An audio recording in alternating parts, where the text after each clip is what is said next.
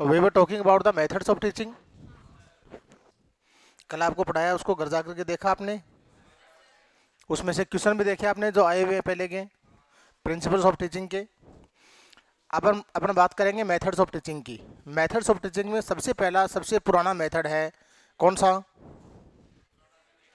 सबसे पुराना सबसे पहला मेथड ग्रामर ट्रांसलेशन मेथड। ये सबसे, इसको प्रूशियन मेथड भी कहते हैं, ठीक है, ओल्डेस्ट मेथड भी कहते हैं इसको। यूएस में इसको प्रूशियन मेथड कहते हैं, इसको ओल्डेस्ट मेथड भी कहा जाता है, ठीक है। कई जो बहुत ही पुराने जो लिंग्विस्ट थे, भाषा विज्ञानी थे, जैसे एच.एस. ओलन है, जॉन सेडन है, जॉन मेडिंगर है, कार्ल प्लॉट्स है, ठीक है। इस तरह के जो लिंग्विस्ट थे वो इसके मेन इसके एडवोकेट्स थे, जिन्होंने इसको मुख्य रूप से इसको एडवोकेट किया। It is believed that translation is the best way to be used in the classroom. Classroom में यूज करने के लिए ट्रांसलेशन है वो सबसे बेस्ट वे होता है कि कोई भी लैंग्वेज आपको पढ़ानी होती है तो आप उस लैंग्वेज को वहाँ के जो लर्नर्स हैं, स्टूडेंट्स हैं, आप उनकी मदर टंग में उसको ट्रांसलेट कीजिए, मातृभाषा में उसको ट्रांसलेट करो, तो लर्निंग तेज होगी, क्लासरूम में लर्निंग अच्छी होगी, अधिगम जल्दी होगा। यही एक फिलोसॉफिकल ग्राउंड है इसके पीछे कि इसमें मदर टंग का ज़्यादा से ज़्यादा यूज किया गया। इंग्लिश पढ़ानी है, हिंदी में पढ़ाओ, तो क्लासरूम में ज़्यादा यूज किसका हुआ? हिंदी का हुआ, ठीक है। ट्रांसलेशन करना है English to Hindi and vice versa, वापस उल्टा, ठीक है। तो इस मेथड में कुछ विशेषताएं हैं। विशेषताएं इसमें यही है कि एक तो ग्रामर का जो यूज है, ठीक है, वो ज़्यादा होता है। ग्रामर के रूल्स एक्सप्लेन किए जाते हैं। ग्रामर के रूल्स को विस्तार से अलग पीरियड में पढ़ाया जाता है या डिडक्टिवली पढ़ाई जाती है ग्रामर। कल आपको बताया था मैंने कि डिडक्टिव टू इंडक्टिव टीचिंग होती है, वो इसी मेथड में होती है। ग्रामर के रूल्स होते हैं उनको एक्सप्लेन किया जाता है पहले, यानी पहले थ्योरी बताई जाती है, प्रैक्टिकल एग्जांपल्स बाद में दिए जाते हैं। So this proceeds from theory to practical, ठीक है ना। ये जो मेथड है ये प्रोसीड होता है थियरी टू प्रैक्टिकल चलता है। पहले यदि हम एग्जांपल्स देते हैं और उसके बाद में बच्चे खुद यदि रूल्स बनाते हैं तो सही मेथड तो वो होता है, सही तरीका तो। But in this method the teacher proceeds from theory to practical, means from rules to examples, या ये कहें कि फ्रॉम डिडक्टिव टू इंडक्टिव, ठीक है, एक ही बात है, आप कुछ भी कहो। इसमें ग्रामर के रूल्स को पहले एक्सप्लेन किया जाएगा, ग्रामर अलग सेपरेट पीरियड में पढ़ाई जाएगी। वर्ड टू वर्ड टीचर काम करता है इसमें, एक एक वर्ड को यहाँ एक्सप्लेन करता है और वो मदर टंग में करता है। So the unit of teaching in this method is a word, शब्द है। ये क्वेश्चन भी पूछा हुआ है एग्जाम में कि unit of teaching in grammar translation method is a word, ठीक है। वोकेबलरी टीचिंग की यदि हम बात करें कि बच्चों को, देखिए जब भी शिक्षण की बात आती है ना तो आपका फोकस कुछ बातों पर जाना चाहिए, चाहे मेथड कोई भी हो। हर एक मेथड में आपको अपने आप से क्वेश्चन पूछना है, खुद से पूछेंगे आप कि मैं जो मेथड पढ़ रहा हूं इस मेथड में बच्चों को वोकेबलरी कैसे पढ़ाई जाती है, नंबर 1। इस मेथड में रीडिंग स्किल कैसे पढ़ाई जाती है, यानी जो 4 लैंग्वेज स्किल्स है उनका डेवलपमेंट कैसे होता है, नंबर 2, ठीक है। इस मेथड में प्रोनाउंसिएशन पहले होता है या रीडिंग और राइटिंग स्किल्स पहले होती है, यानी कौन सी स्किल्स को तो इसमें पहले ज़्यादा जोर दिया जाता है, कौन सी स्किल को अवॉइड किया जाता है या कम इंपॉर्टेंस दिया जाता है, ठीक है। Which skill is given importance, which skill is avoided, ये आप अपने आप से पूछेंगे, ठीक है। कि इस मेथड में, क्योंकि पर्टिकुलर एक क्वेश्चन निश्चित रूप से आता है, आपके 10 क्वेश्चन आने हैं तो निश्चित रूप से एक क्वेश्चन स्किल के ऊपर आता है कि इस मेथड में कौन सी स्किल को ज़्यादा इंपॉर्टेंस दिया जाता है और कौन सी स्किल को यूज नहीं किया जाता है, ठीक है। इसके बाद में ग्रामर की बात कि ग्रामर कैसे पढ़ाई जाती है इस मेथड में। ग्रामर इंटीग्रेटेड पढ़ाई जाती है, इंडक्टिवली पढ़ाई जाती है या डिडक्टिवली पढ़ाई जाती है, ठीक है। इसके बाद में आप क्लासरूम अप्रोच की बात करें तो रोल ऑफ टीचर की बात करेंगे। हर एक मेथड में टीचर का रोल अलग होता है कि रोल ऑफ टीचर क्या होता है। रोल ऑफ टीचर किस मेथड में, ये जो मेथड है इसमें टीचर का रोल ज़्यादा इंपॉर्टेंट होता है, यानी क्लासरूम टीचर सेंटर्ड होती है या क्लासरूम लर्नर सेंटर्ड होती है, बाल केंद्रित शिक्षण होता है या शिक्षक केंद्रित होता है, ये ध्यान रखेंगे आप इसमें। ठीक है, हर एक मेथड के अंदर, समझ गए। रोल ऑफ टीचर क्या है। नंबर 2, रोल ऑफ स्टूडेंट क्या है, स्टूडेंट की क्या एक्टिविटी होती है क्लासरूम में, इस बात का ध्यान रखेंगे कि role of a student in the classroom. Teacher student activities, teacher student interaction किस प्रकार का होता है, इस बात का आप विशेष ध्यान रखेंगे। हर एक मेथड के अंदर पैटर्न एक ही है, ढांचा एक ही है, बस आपको फिल इन द ब्लैंक भरना है। ठीक है, role of teacher in direct method, role of teacher in communicative language teaching, role of teacher in translation method, ठीक है, role of teacher in audiolingual method, ठीक है, role of teacher in structural method. वही same question बनता है दूसरे के अंदर, role of teacher, role of student in CLT, role of student in grammar translation. ठीक है, फिर वही question teaching vocabulary, how to teach vocabulary in grammar translation method, how to teach vocabulary in CLT. Grammar translation method में vocabulary पढ़ाई जाएगी, एक एक word यहाँ लिखा जाएगा, उसका प्रोनाउंसिएशन लिखता है टीचर मदर टंग में, और उसके बाद उसका प्रोनाउंसिएशन के साथ ही उसका मदर टंग में उसका अनुवाद लिखता है। जबकि सीएलटी में टीचर पढ़ाएगा वोकेबलरी तो ऐसे नहीं पढ़ाएगा, फिर वो उसको सिचुएशन में पढ़ाएगा, वर्ड को सिचुएशन में यूज करेगा, सेंटेंस में यूज करेगा, ही विल क्रिएट सिचुएशन। तो तरीका बदल गया ना। आपको ऑप्शन में चारों मेथड के अंदर वोकेबलरी कैसे पढ़ाई जाती है, चारों ही मिलेंगे ऑप्शन के अंदर, लेकिन सबका तरीका आपको ये देखना है कि कौन से क्वेश्चन में पूछा गया है, कौन सा मेथड पूछा गया है और पूछा क्या गया है। ज़्यादा चीज़ें नहीं हैं आपके मेथड्स के अंदर, आप इसको सिस्टम से देखेंगे, एक मेथड हो गया सारे मेथड हो गए, समझे ना। ज़्यादा इसके अंदर पचना नहीं है आपको, इसमें ज़्यादा पजल्ड होने वाली कोई बात ही नहीं है। It's a very easy task, बहुत ही आसान काम है। ठीक है ना। फिर बात हम करें मटेरियल की बात करें। ठीक है, तो मटेरियल ग्रामर ट्रांसलेशन मेथड में कौन सा मटेरियल यूज होता है, यानी ज़्यादा क्लासरूम में इसमें टेक्स्ट बुक का ज़्यादा इस्तेमाल होता है as a teaching aid, teaching aid के रूप में, शिक्षण सहायक सामग्री के रूप में ग्रामर ट्रांसलेशन मेथड में ब्लैक बोर्ड का यूज होता है और पाठ्य पुस्तक का यूज होता है। टीचर को ज़्यादा इसमें कोई मॉडल या कोड चार्ट लाने की जरूरत नहीं है, क्योंकि ज़्यादा टेक्स्ट बुक का ज़्यादा रोल होता है। टीचर क्लास में आता है, टेक्स्ट बुक खोली और अनुवाद चालू, full stop to full stop. ठीक है, जबकि बाकी में ऐसा नहीं होता है, समझ गए। तो थोड़ा सा आप इस चीज़ को ध्यान रखेंगे, उसके बाद में आपका मेथड। अगला इसमें ये होता है कि किस मेथड को एडवोकेट किसने किया है। ठीक है, उसका मुख्य आविर्भाव करने वाला कौन था, इस बात का थोड़ा सा ध्यान रखेंगे। ठीक है, फिर किसी भी मेथड के फीचर्स क्या हैं, उसकी विशेषताएं क्या हैं, यही चीजें विशेषताएं बनती हैं। ठीक है, कोई भी मेथड है वो उसका एक, उसके पीछे एक फिलोसॉफिकल थ्योरी क्या है, फिलोसॉफिकल ग्राउंड क्या है, किस सिद्धांत पर काम करता है, किस मान्यता पर काम करता है, और फिर उस मेथड के मेरिट्स क्या हैं, ये मीन्स एडवांटेजेस क्या हैं, और उसके disadvantages means what are the demerits of the particular method, उसके डीमेरिट्स उसके क्या है। तो आप इन चीज़ को विशेष ध्यान रखेंगे। यही चीज़ें हैं जो हम डिस्कस करेंगे इस मेथड में, और इसी मेथड में नहीं, सभी मेथड में।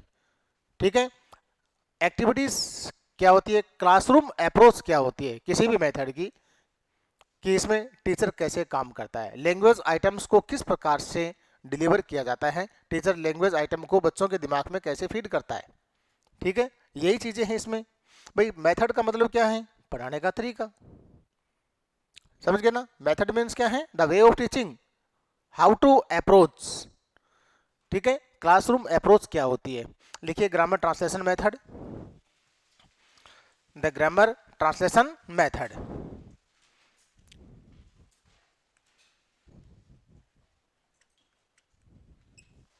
The grammar translation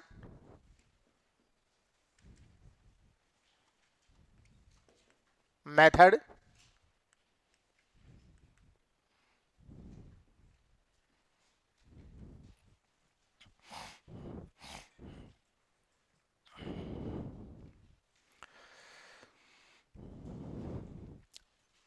the grammar translation method. This is the oldest method, because this is the oldest method in the history of this is the oldest method this is the oldest method in the history of English language teaching. In the history of language teaching, this is the oldest method in the history of language teaching.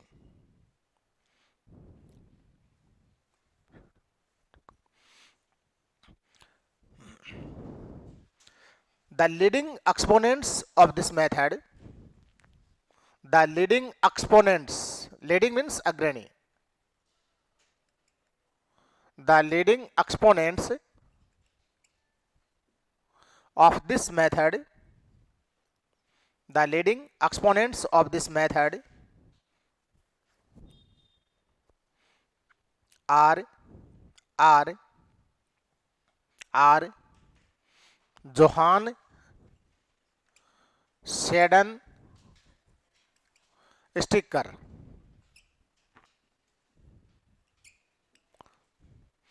The leading exponents of this method are Johann Seiden Sticker,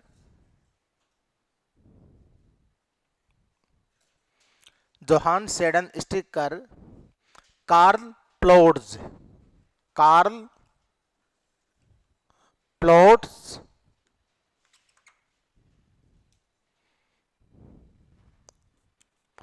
H.S. Olin, Karl Plotz, H.S. Olin,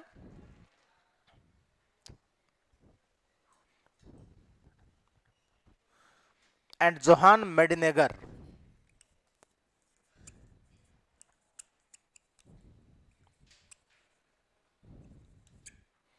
And Johann Medineger.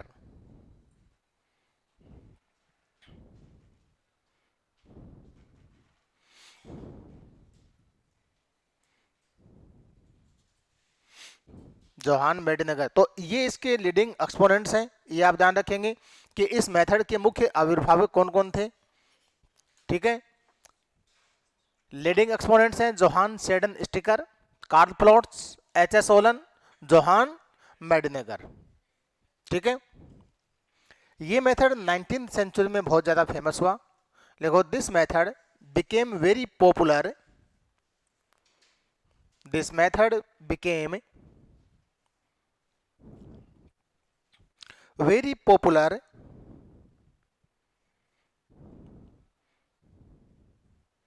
in the 19th century.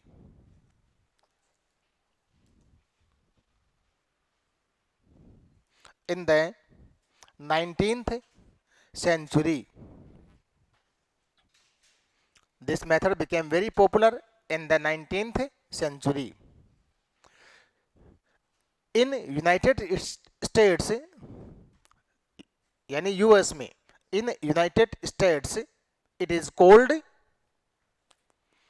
In United states it is called Prussian method.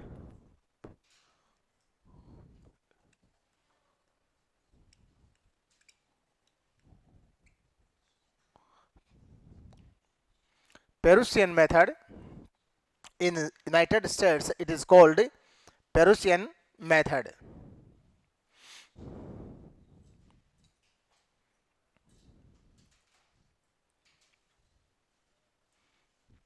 अब देखो, ये जो method है, इस method के जो advocates हैं, ये जो नाम आपको बताए हैं, इनका ये मानना है कि किसी भी फॉरेन लैंग्वेज को ट्रांसलेशन के माध्यम से, ग्रामर के माध्यम से उस भाषा को रटवा करके बहुत अच्छे से सिखाया जा सकता है, इनका ऐसा मानना है। ठीक है, तो लिखो, the advocates of this method, the advocates, advocates का मतलब इसकी सपोर्ट करने वाले, The advocates of this method, the advocates of this method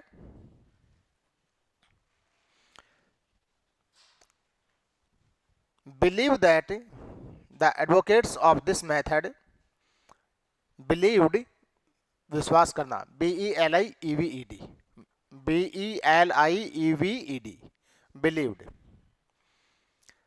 The advocates of this method believed that a foreign language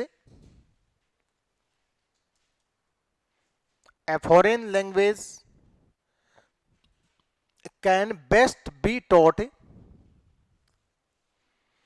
a foreign language can best be taught through translation, through THROUGH.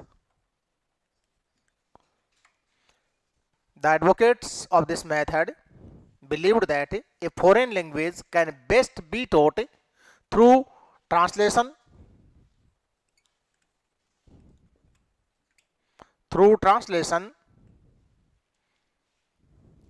through translation, grammar, rules and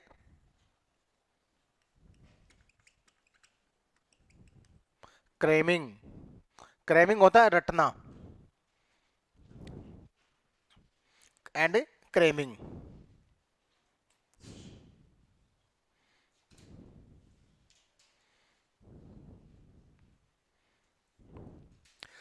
यानी इस method के जो advocates हैं इनका क्या मानना था कि किसी भी फॉरेन लैंग्वेज को बहुत अच्छे से पढ़ाया जा सकता है थ्रू ट्रांसलेशन से, ग्रामर के रूल्स से और क्रेमिंग से बहुत अच्छे से पढ़ाया जा सकता है. ऐसा इस मेथड के जो एडवोकेट्स हैं उनका मानना है.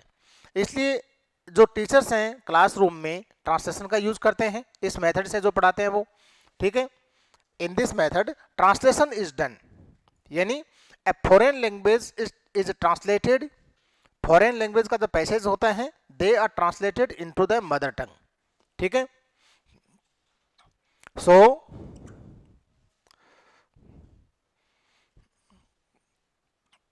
foreign language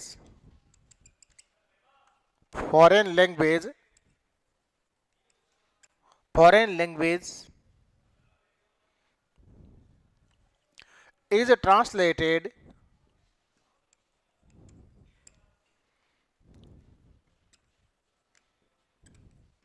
into the mother tongue.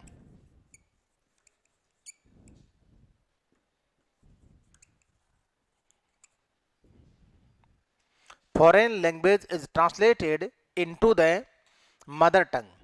Mother tongue में फॉरेन लैंग्वेज के जो पैसेज होते हैं उसको ट्रांसलेट किया जाता है. Unit of teaching is word. Unit of teaching is word. Unit of teaching is word. इसमें जो यूनिट ऑफ टीचिंग होती है वो क्या होती है? वर्ड होती है. यानी mother tongue is used actively in the classroom. किसी भी टारगेट लैंग्वेज को, जैसे हम इंग्लिश पढ़ाते हैं तो इंग्लिश तो हमारी होगी टारगेट लैंग्वेज या सेकंड लैंग्वेज, तो उसको पढ़ाने के लिए सबसे बेस्ट वे क्या माना जाता है? इसमें ट्रांसलेशन माना जाता है. इसमें रटवाना, वर्ड बाय वर्ड रटवाना. ठीक है. आप हेडिंग लगाओ कैरेक्टरिस्टिक्स ऑफ दिस मेथड या फीचर्स ऑफ दिस मेथड या कैरेक्टरिस्टिक्स ऑफ दिस मेथड. इस मेथड की विशेषताएं क्या हैं?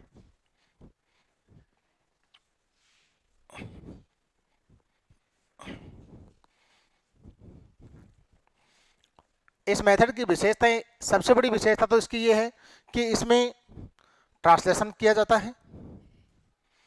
Characteristics of this method,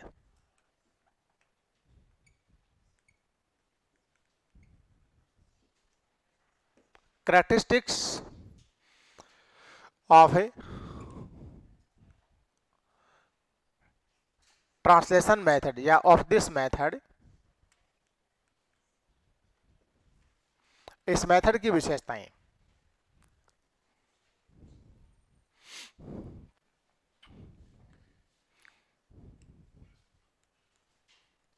target language is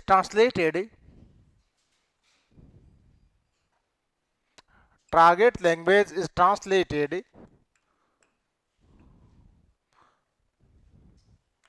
into mother tongue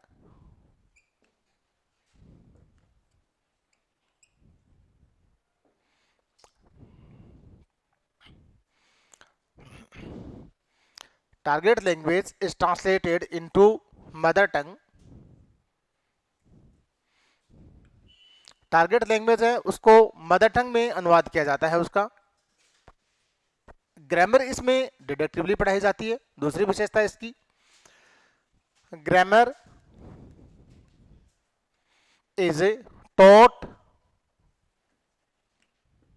डिडक्टिवली।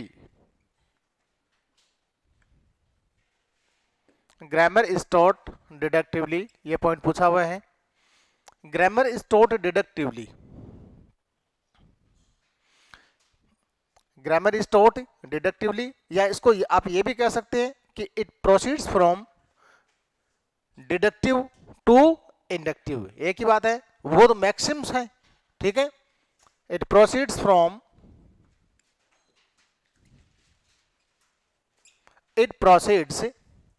From deductive to inductive. और ये भी ध्यान रखिए कि कोई भी मेथड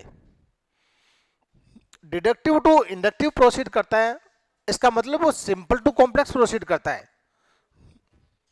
वो किधर प्रोसीड करेगा? वो सिंपल टू कॉम्प्लेक्स। क्वेश्चन भी पूछा हुआ है, ठीक है, कि deductively proceeding means simple to complex, ठीक है ना। तो it proceeds from deductive to inductive, ठीक है। दूसरा लिखो, it proceeds from simple to complex, it proceeds from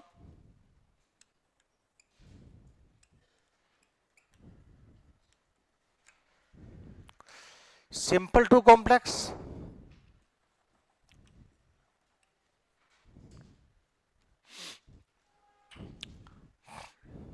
and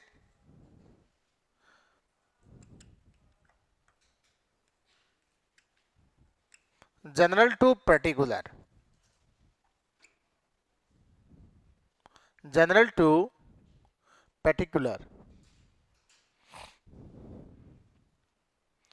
general to particular. कोई भी मेथड जो डिडक्टिवली अप्रोच जिसकी होती है, जिस मेथड की, इसका मतलब उसमें पहले सिंपल चीजें बताई जाएंगी और उसके बाद में टारगेट लैंग्वेज की तरफ बाद में प्रोसीड करता है टीचर, ठीक है। टारगेट लैंग्वेज की तरफ बाद में बढ़ता है। तो सिंपल टू कॉम्प्लेक्स प्रोसीड करता है, पहले सिंपल चीजें बताई जाएंगी और उसके बाद में उसमें जटिल चीजें बताई जाएंगी, ठीक है। और यही जो कल आपको बताया था कि प्रिंसिपल्स ऑफ टीचिंग भी यही कहता है, ठीक है, कि हमेशा सिंपल टू कॉम्प्लेक्स प्रोसीड करें, ठीक है। ग्रेडिंग की जहां हम बात करते हैं, ग्रेडेशन ऑफ लैंग्वेज आइटम्स की बात करते हैं, तो ग्रेडेशन ऑफ लैंग्वेज आइटम्स में क्या होता है कि पहले सिंपल लैंग्वेज आइटम्स को पहले रखा जाता है, उनको पहले टीचिंग किया जाता है, और उसके बाद में जो जटिल होते हैं, कॉम्प्लेक्स होते हैं, उनको बाद में टीचिंग किया जाता है, ठीक है ना। तो this follows the gradation, the principle of gradation. ये जो मेथड है ये क्या फॉलो करता है? दिस फॉलोज द ग्रेडेशन, जो ग्रेडिंग के अंदर जो सिंपल टू कॉम्प्लेक्स है उसको फॉलो करता है, ठीक है। Grammatical rules are explained first, ठीक है ना।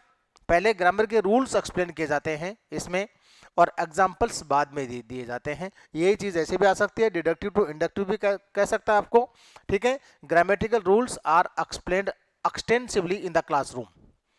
इस मेथड में क्या होता है कि grammar rules are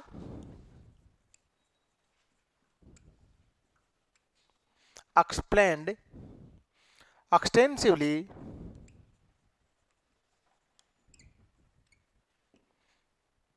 grammar rules are explained extensively extensively means बहुत ज़्यादा।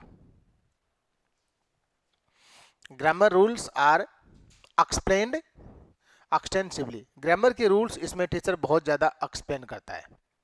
खास बात इस मेथड की यही एक ऐसा मेथड है जिसमें ग्रामर के रूल्स को रटवाया जाता है, इसलिए ये मेथड क्रेमिंग को बढ़ा देता है।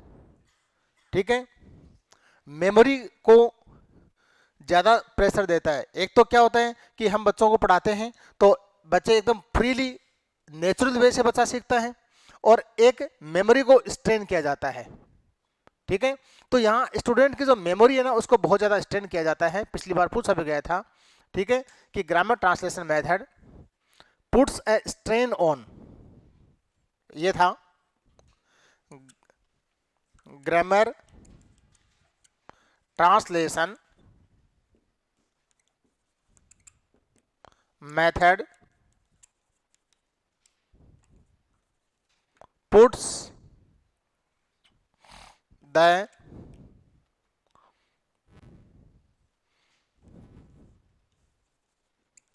strain on, फिर आगे दिया हुआ था स्टूडेंट्स मेमोरी, स्टूडेंट्स मेमोरी। बच्चे की जो मेमोरी है उसको बहुत ज़्यादा प्रेशर में दिया जाता है। बच्चे को याद करने के लिए दिया जाता है, यहाँ बच्चे को रटने के लिए दिया जाता है, उससे मेमोराइज करवाया जाता है। बच्चे को कहा जाता है कि ये मीनिंग लिखवा दिए और इन मीनिंग्स को आप रट के आएंगे, याद करके आएंगे, तो उसकी मेमोरी के ऊपर बहुत ज़्यादा प्रेशर पड़ता है। ठीक है, कोई नेचुरल वे से उसको नहीं पढ़ाया जाता है। इसमें क्या है, रटने के लिए रूल्स एक्सप्लेन किए जाते हैं, तो वो रूल्स पूछे जाते हैं, टीचर दूसरे दिन उसको पूछता है। ठीक है, कुछ मीनिंग दिए जाते हैं तो उन मीनिंग्स को टीचर दूसरे दिन पूछता है। ठीक है, अनुवाद करने को दिया जाता है तो टीचर आते ही दूसरे दिन उसका अनुवाद करवाएगा, मदर टंग में उसका अनुवाद करवाएगा, या मदर टंग में सेंटेंस देगा, हिंदी में देगा, उसको इंग्लिश में उसका वर्जन करवाएगा। तो बच्चे की जो मेमोरी है ना उसको बहुत ज़्यादा स्ट्रेन किया जाता है, माइंड को प्रेशर करता है, क्योंकि यहाँ रटने की प्रवृत्ति है। तो इट प्रमोट्स क्रेमिंग, इसका मतलब ये हुआ कि it promotes cramming of language items. It promotes cramming of a language items. It promotes cramming of language items. ये लैंग्वेज आइटम्स को क्रेमिंग करवाता है।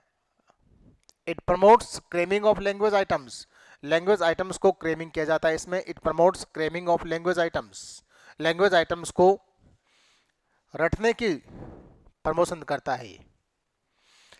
जहाँ तक बात है इसमें वोकेबुलरी टीचिंग की, वोकेबुलरी कैसे पढ़ाई जाती है इसमें, इस मेथड में आइसोलेटेड वोकेबुलरी होती है। अलग वोकेबुलरी सिचुएशन में नहीं पढ़ाई जाती है। ठीक है, अलग अलग एक एक वर्ड को टीचर क्या करता है इसके ऊपर लिखता है और उसका मदर टंग में उसका ट्रांसलेशन लिखेगा और उसको याद करने के लिए देता है। ये तरीका होता है इसमें। कोई भी वर्ड मुझे सिखाना है इसमें तो उसका सिचुएशन में नहीं सिखाया जाता है। मान लीजिए मुझे सिखाना है फैन, ये फैन है और मेरे को ये सिखाना है कि फैन, तो मैं यहाँ इस मेथड से पढ़ाऊंगा, तब लिखूंगा FAN, फैन यानी पंखा, ये लिखूंगा। ठीक है, यदि मुझे दूसरे मेथड से पढ़ाना है तो मैं सिचुएशन में पढ़ाऊंगा, CLT में पढ़ाना है या डायरेक्ट मेथड से पढ़ाना है तो इसकी ओर इंडिकेट करूंगा, इसको कॉन्टेक्स्ट में लूंगा कि दिस इज ए फैन। बच्चे से कहूंगा switch on the fan, switch off the fan. ठीक है, तो वो वर्ड सेंटेंस में काम आ गया, समझ गए ना, उसको हम कहेंगे सिचुएशन क्रिएटिंग। लेकिन इसमें सिचुएशंस आर नॉट क्रिएटेड, इस मेथड में सिचुएशन क्रिएट नहीं की जाती है। एक एक वर्ड को आइसोलेटेड यानी अलग अलग लिखा जाता है। तो इसमें isolated vocabulary is taught, vocabulary is taught यानी ये कहें कि words are taught isolated, isolated vocabulary is taught. vocabulary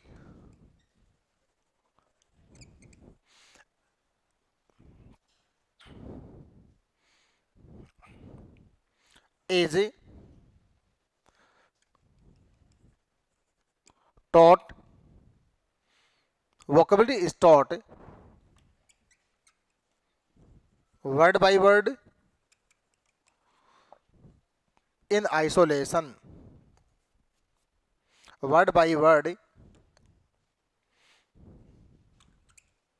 isolated words, isolated word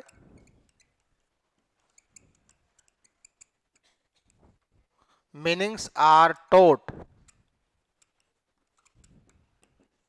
isolated, ISOLATED, isolated means अलग अलग, एक मीनिंग का दूसरे किसी को सेंटेंस से या दूसरे मीनिंग से कोई संपर्क नहीं होता है, कोई रिलेशन नहीं होता है।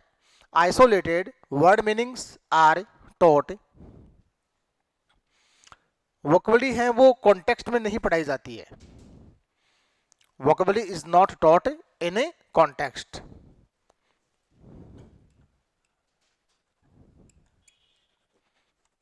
vocabulary is not taught, vocabulary is not taught in situation,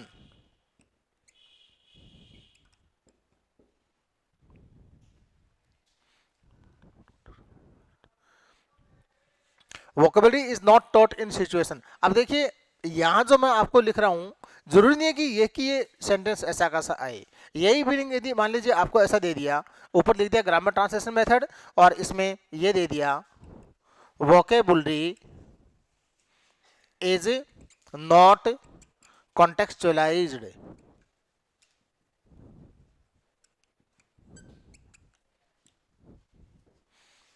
तो ये इसका फीचर हो गया। एक ही बात है, जितने भी लाइनें लिखी है सबका मीनिंग एक ही है, वोकेबुलरी इज नॉट कॉन्टेक्चुअलाइज्ड, वोकेबुलरी को प्रॉपर कॉन्टेक्स्ट में नहीं लिया जाता है, वोकेबुलरी इज नॉट कॉन्टेक्चुअलाइज्ड। दूसरा ये भी ध्यान रखिए कि एक मेथड का जो फीचर है वो दूसरे का भी हो सकता है, ठीक है। ऑडियो लिंगुअल मेथड है तो उसके अंदर भी वोकेबुलरी इज नॉट कॉन्टेक्चुअलाइज्ड, ठीक है, वहां भी टीचर्स का रोल ज्यादा होता है, और टीचर क्या करता है ऑडियो लिंगुअल में, खुद डोमिनेट करता है क्लासरूम में, खुद बोलता है, बच्चों से वैसी प्रैक्टिस करवाता है ऑडियो लिंगुअल में, वहां भी वोकेबुलरी को कॉन्टेक्चुअलाइज नहीं किया जाता है। तो आपका आंसर ऑप्शन के ऊपर डिपेंड करता है, ये ध्यान रखिए आप, ऑप्शन क्या दिए हुए हैं आप उनको देखेंगे, आपको आंसर उनमें से ही देना है, ठीक है ना। तो vocabulary is not contextualised, audiolingual में भी कॉन्टेक्चुअलाइज नहीं होती है, ग्रामर ट्रांसलेशन मेथड में भी कॉन्टेक्चुअलाइज नहीं होती है, तो आपको दोनों ऑप्शन नहीं मिलेंगे, आपको एक ही मिलेगा, ठीक है। जबकि सीएलटी में vocabulary is contextualised, in direct method vocabulary is contextualised, वहां वोकेबुलरी को प्रॉपर कॉन्टेक्स्ट में पढ़ाया जाता है, ठीक है, वाक्य में प्रयोग करके पढ़ाया जाता है, किसी चीज की ओर इंडिकेट करके पढ़ाया जाता है, क्लास में सिचुएशन क्रिएट की जाती है, बच्चों को रोल प्ले दिया जाता है, ठीक है, पर्टिकुलर वोकेबुलरी सिखानी है तो उसके अकॉर्डिंग टीचर को रोल देता है क्लासरूम में, वहां ऐसा होता है तो उसको बोलते हैं कॉन्टेक्चुअलाइजेशन। लेकिन इस मेथड में वोकेबुलरी इज नॉट कॉन्टेक्चुअलाइज्ड, वोकेबुलरी को प्रॉपर कॉन्टेक्स्ट में नहीं पढ़ाया जाता है, या इसी को ये कहा जाए कि vocabulary is not taught by creating proper situations, बात एक ही है, भाषाएं आप चाहे कैसे भी कह दो इसको, ठीक है। तो थोड़ा सा आप इन चीज का ध्यान रखेंगे कि सेंटेंस में पूछा क्या गया है और हमारे ऑप्शंस क्या है, थोड़ा सा आप इस चीज को ध्यान रखेंगे आप, ठीक है। यही क्वेश्चन सेकंड में पूछा गया था, आइसोलेटेड वोकेबुलरी इज टॉट, बात एक ही है, आइसोलेटेड अलग अलग, ठीक है। दोबारा एग्जाम हुआ उसमें पूछा गया था students memory, strain on students memory, option दिया हुआ था स्टूडेंट्स मेमोरी, टीचर्स मेमोरी, ठीक है, प्रिंसिपल्स मेमोरी, ऐसा कुछ दिए हुए थे उलझुल, लेकिन सही क्या था स्टूडेंट्स मेमोरी, ठीक है। लैंग्वेज स्किल्स की यदि हम बात करते हैं तो language skills there are the 4 language skills, ठीक है, LSRW listening, speaking, reading and writing. अब natural way of learning, natural way जो होता है लैंग्वेज लर्निंग का, ठीक है, भाषा को सीखने का, वो क्या होता है कि सबसे पहले बच्चा लिसन करता है, सुनता है, तो उसको लिसनिंग एक्सरसाइज पहले करवानी चाहिए। जैसे बच्चा मदर टंग सीखता है, जिस परिवेश में रहता है तो पहले उस चीज को सुनना सीखता है वो, और उसके बाद फिर उसको बोलता है वो, ठीक है। तो नेचुरल ऑर्डर क्या है कि पहले टीचर क्लास में सेकंड लैंग्वेज पढ़ा रहा है तो पहले बच्चों को सुनाए कोई वर्ड, और उसके बाद में सुनाने के बाद में फिर उनसे बुलवाए, ये होता है। लेकिन इसमें ऐसा कुछ नहीं होता है। इसमें टीचर क्लासरूम में डोमिनेट करता है। This is a teacher centred classroom, शिक्षक केंद्रित विधि है। It's not a learner centred classroom, learner centred नहीं है इसमें। इसमें teacher's role is more important than the student's role, ठीक है ना। ज्यादा रोल किसका होता है इसमें, टीचर का रोल ज्यादा होता है। Teacher dominates the class, teacher classroom में डोमिनेट करता है। मदर टंग क्लास में डोमिनेट करती है। Mother tongue is used extensively, mother tongue का यूज इसमें बहुत ज्यादा होता है, एक्सटेंसिवली यूज होता है। जहां बात हम कर रहे हैं लैंग्वेज स्किल्स की बात कर रहे हैं, तो लैंग्वेज स्किल्स में जो शुरू की जो दोनों स्किल है उसको तो अवॉइड किया जाता है, लिसनिंग और स्पीकिंग को। और टीचर क्या करता है इसमें आते ही क्या करवाता है, रीडिंग करवाता है और बच्चे अपनी टेक्स्ट बुक खोल लेते हैं और उसको पढ़ाना चालू कर देता है। इसमें ऐसा ही होता है इसमें। और वो फुल स्टॉप से फुल स्टॉप पढ़ता जाएगा और full stop to full stop उसका मदर टंग में हिंदी में उसका अनुवाद करता जाएगा। टीचर पढ़ा रहे हैं और उसके बाद में बोर्ड या फिर बोर्ड पे लिखवाएगा। स्टोरी भी लिखानी है मान लीजिए, या कोई लेटर लिखवाना है, तो विडंबना ये है कि टीचर खुद लिखाएगा स्टोरी, पूरी स्टोरी लिख देगा और बच्चों से कहेगा इसको उतार लो, कल याद करके आना। समझ गए। लेटर लिखना है तो पूरा खुद लिखेगा, बच्चों से कुछ नहीं करवाना, ठीक है ना।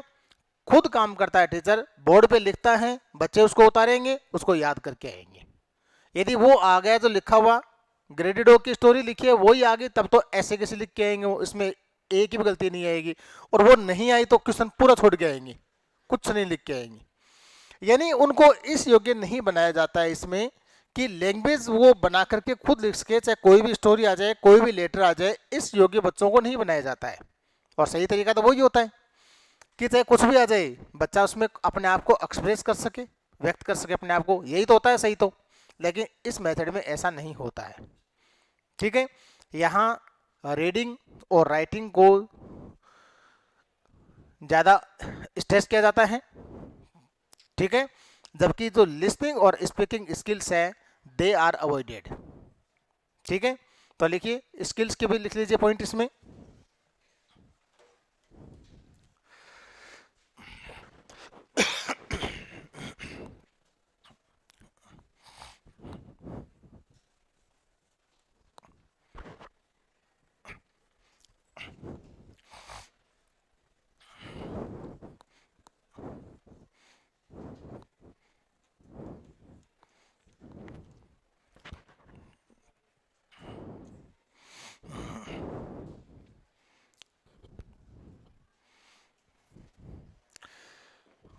रीडिंग, नेक्स्ट पॉइंट है reading and writing, reading and writing skills,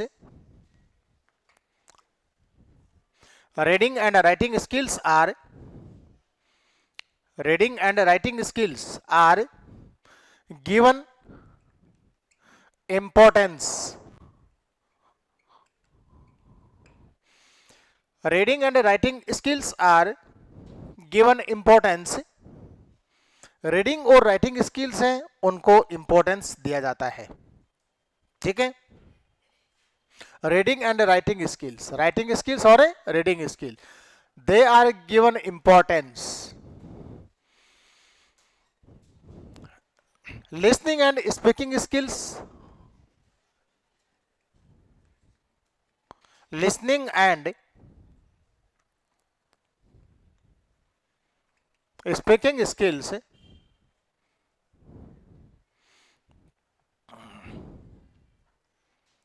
are avoided.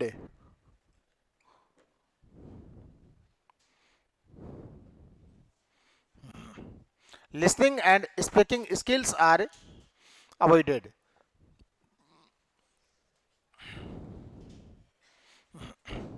Listening and speaking skills are avoided. ये जो दोनों स्किल्स हैं इनको टीचर क्या करता है, इसकी ओर ध्यान नहीं देता है। और जब इनकी ओर ध्यान नहीं देगा, बच्चों को बोलने का मौका ही नहीं मिलेगा, तो इसका मतलब उनका प्रोनाउंसिएशन डेवलप नहीं होगा, ठीक है ना। So this method neglects देखो this method does not pay attention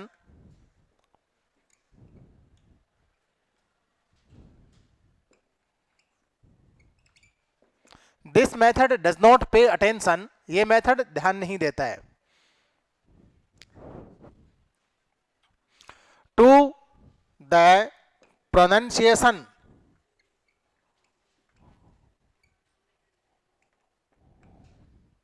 to the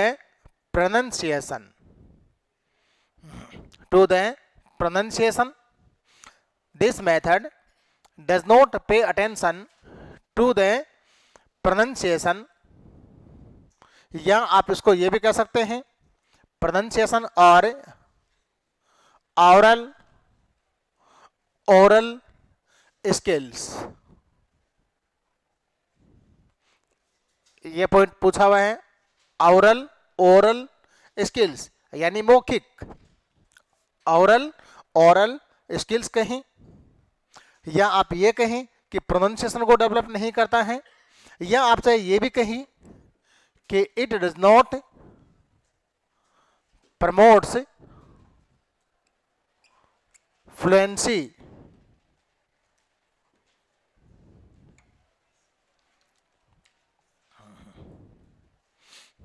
it does not promote fluency in language, it does not promote fluency in language, language के अंदर ये फ्लुएंसी को डेवलप नहीं करता है, प्रमोट नहीं करता है। It does not develop fluency in language, language के अंदर धारा प्रवाह बोलना इस चीज को प्रमोट नहीं करता है। It does not promote fluency in language, language में फ्लुएंसी को डेवलप नहीं करता है। जहां तक बात है ऑडियो विजुअल मटेरियल की बात है, तो इस मेथड में सबसे ज्यादा क्लासरूम में जो काम आता है वो होता है टेक्स्ट बुक। तो text book occupies an important place in the classroom, सबसे ज्यादा महत्व किसको दिया जाता है इसमें? टेक्स्ट बुक को। बाकी जो दूसरा मेथड है आपका ऑडियो लिंगुअल मेथड है या ग्रामर ट्रांसलेशन मेथड है, उसमें टेक्स्ट बुक को महत्व नहीं दिया जाता है, बच्चों के कम्युनिकेशन स्किल्स को डेवलप किया जाता है।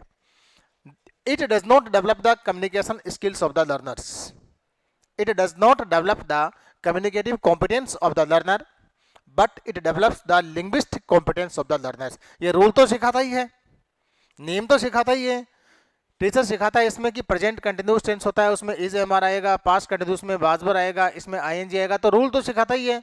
जो मेथड आपको नियमों की जानकारी देता है, नियम सिखाता है, ठीक है, तो उससे बच्चों में जो दक्षता डेवलप होती है उसको बोलते हैं लिंग्विस्टिक कॉम्पिटेंस। क्या बोलते हैं उसको?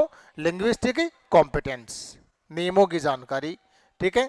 और जो कम्युनिकेशन स्किल को डेवलप करता है, चाहे भले ही नियम कम आते हो लेकिन बोलना फ्लुएंसी अच्छी आ जाती है, उसको बोलते हैं कम्युनिकेटिव कॉम्पिटेंस, ठीक है। तो ये जो मेथड है ये फ्लुएंसी को डेवलप नहीं करता है, इट मीन्स ये कम्युनिकेटिव कॉम्पिटेंस को डेवलप नहीं करता है। कम्युनिकेटिव कॉम्पिटेंस, ये जो टर्म है कम्युनिकेटिव कॉम्पिटेंस, ठीक है, ये सीएलटी के अंदर आती है। कम्युनिकेटिव कॉम्पिटेंस और लिंग्विस्टिक कॉम्पिटेंस दोनों टर्म्स हैं, सीएलटी के अंदर आती हैं, ठीक है।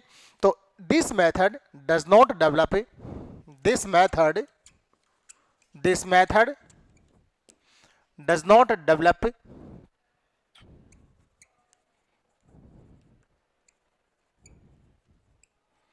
this method does not develop communicative competence,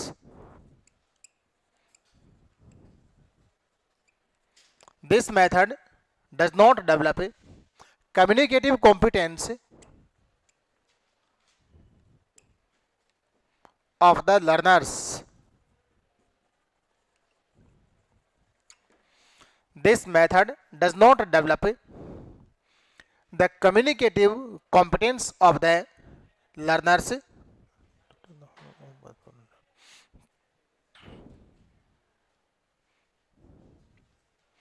this method does not develop the communicative competence of the learners, communicative competence को डेवलप नहीं करता है तो रूल्स को डेवलप तो करता ही है, मतलब लिंग्विस्टिक कॉम्पिटेंस को डेवलप करता है। आप ये भी लिख लीजिए, it develops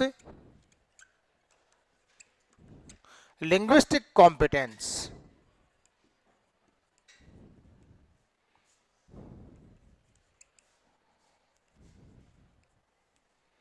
it develops linguistic competence. It develops linguistic competence. ध्यान रखिए ये जो टर्म है लिंग्विस्टिक कॉम्पिटेंस, ये टर्म ये तो दी हुई है नोम चॉम्स्की की, और ये जो कम्युनिकेटिव कॉम्पिटेंस है ये टर्म है ये दी हुई है डेल हाइम्स की। दोनों टर्म्स सीएलटी में आती हैं। लिंग्विस्टिक कॉम्पिटेंस टर्म है, लिंग्विस्टिक कॉम्पिटेंस टर्म दी है नोम चॉम्स्की ने, और कम्युनिकेटिव कॉम्पिटेंस की जो टर्म्स हैं वो दी है डेल हाइम्स ने।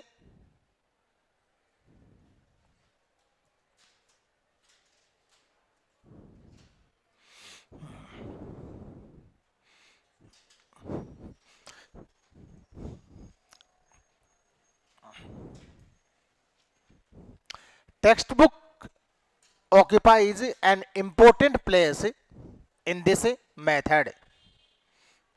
टेक्स्ट बुक, नेक्स्ट पॉइंट लिखो, the textbook occupies an, the text book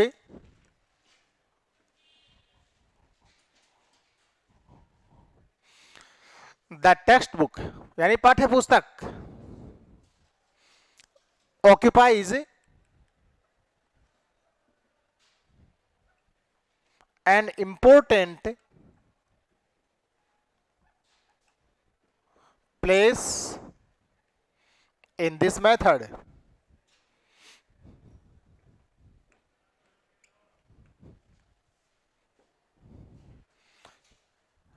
पाठ्य पुस्तक का इस मेथड में बहुत अधिक महत्व होता है। Text book occupies an important place in this method.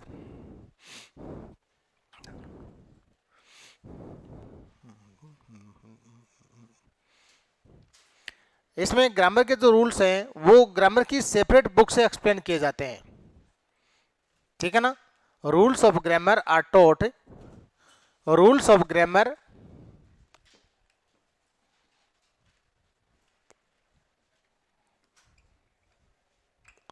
Rules of grammar are taught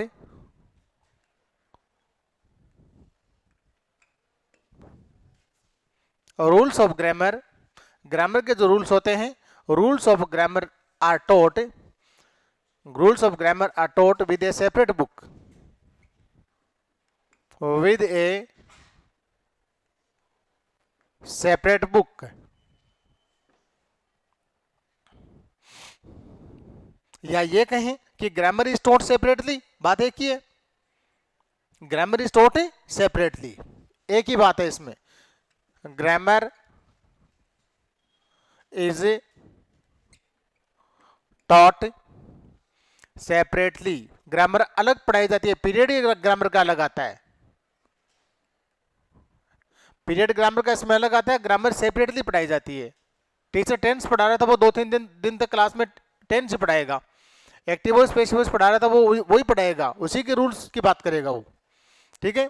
तो इस मेथड में ग्रामर है वो सेपरेटली पढ़ाई जाती है, grammar is taught separately in this method. इस मेथड में ग्रामर का यूज होता है वो सेपरेटली होता है, इस बात को ध्यान रखेंगे। इसमें मेजर फोकस इसमें किया जाता है वो रीडिंग और राइटिंग को किया जाता है।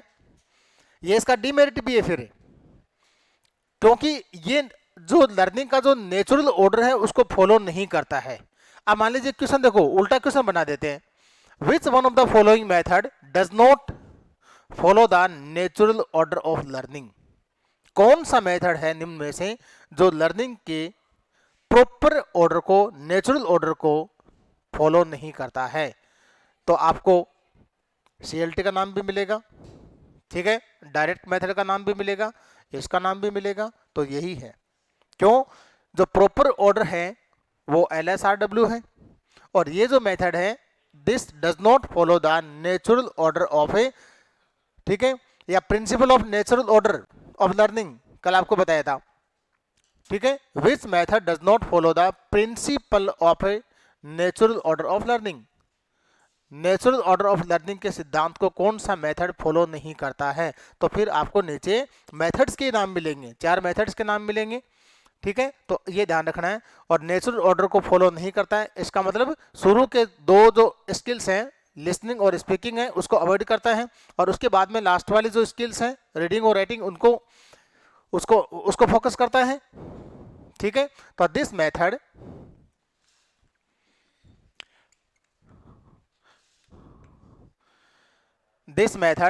Does not follow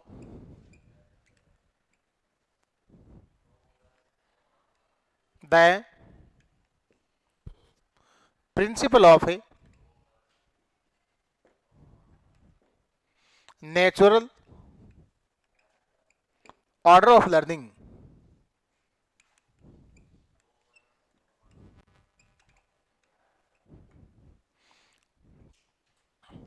This method does not follow the principle of a natural order of a learning.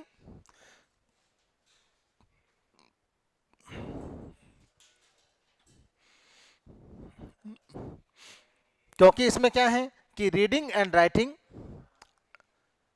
Gate major focus, इसमें आगे लिख लो reading and writing receive the major focus, reading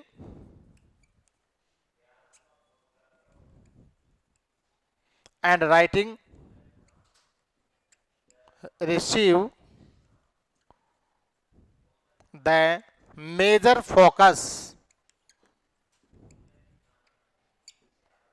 reading and writing receive major focus। इस method में reading और writing है उनको focus ज्यादा किया जाता है, जबकि जो स्किल्स हैं लिसनिंग और स्पीकिंग स्किल्स हैं they are not focused so much, उनको फोकस नहीं किया जाता है।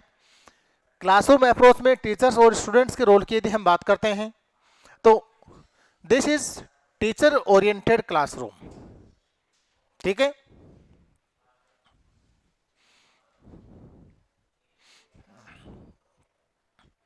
This is a teacher oriented, this is a teacher oriented classroom,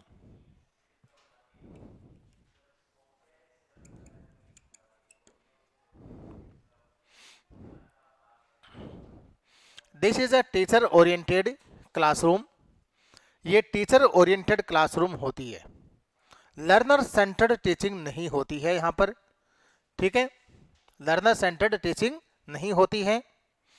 इसमें टीचर सेंटर्ड क्लासरूम है, इसमें teacher teaches the text books, teacher है वो टेक्स्ट बुक को पढ़ाता है, मेन काम बस इसमें इतना ही है कि जो सिलेबस होता है उसको पूरा किया जाता है, बस सीधी सीधी बात इसमें यही है। जो पाठ्यक्रम होता है किसी भी क्लास का, जितने भी चैप्टर्स होते हैं, टीचर को ये होता है सीधा सीधा कि इनको पढ़ाना है, इनका अनुवाद करना है, इनके प्रश्न उत्तर हैं, उन क्वेश्चंस दिए हैं उनके आंसर उसको लिखवाने हैं और याद करवाने हैं, एग्जाम लेनी है, इसका प्रोसेस सीधा सीधा यही होता है इसमें। तो ये जो क्लासरूम है ये टीचर ओरिएंटेड क्लासरूम होती है, ठीक है। सिलेबस इसमें प्री डिसाइडेड होता है, पहले से टेक्स्ट बुक होती है बच्चों के पास में, जबकि सीएलटी के अंदर कोई सिलेबस प्री डिसाइडेड नहीं होता है, दोनों में डिफरेंस है, ठीक है। No syllabus is pre decided उसके अंदर, जबकि इसमें सिलेबस प्री डिसाइडेड होता है कि ये तो इस 8th क्लास है, ये इसमें पोइम्स पढ़ानी है, ये चैप्टर पढ़ाने हैं, पहले से प्री डिसाइडेड सिलेबस होता है इसमें, ठीक है। तो टीचर को इसमें टारगेट दिया जाता है कि आपको ये लेसन पढ़ाने हैं, अर्धवार्षिक तक इतना पढ़ाना है, इतना सिलेबस आएगा, वार्षिक परीक्षा तक इतना आएगा, आपको ये करवाना है, समझ गए। तो इसमें टीचर ओरिएंटेड क्लासरूम होती है। स्टूडेंट्स का रोल इसमें क्या होता है, स्टूडेंट होते हैं वो सिर्फ चुपचाप बैठे रहते हैं, लिखते रहते हैं, ठीक है, पैसिव लिसनर्स जिसको कह सकते हैं अपन, they are not the active learners in the classroom. Students होते हैं क्लासरूम में एक्टिव लर्नर्स नहीं होते हैं, ठीक है, they don't allow to participate actively in the classroom, ठीक है, they are the passive listeners. और जब पैसिव लिसनर होंगे तो क्लासरूम मोनोटोनियस हो जाती है, बोरिंग क्लासरूम हो जाती है, ठीक है। इंटरेक्शन बेस्ड नहीं होती है क्लासरूम, क्लासरूम हमेशा होनी चाहिए इंटरेक्शन होना चाहिए इसमें, लैंग्वेज इंटरेक्शन क्लासरूम में होना चाहिए इसमें, ठीक है। तो इसमें नेक्स्ट इसका पॉइंट लिखो,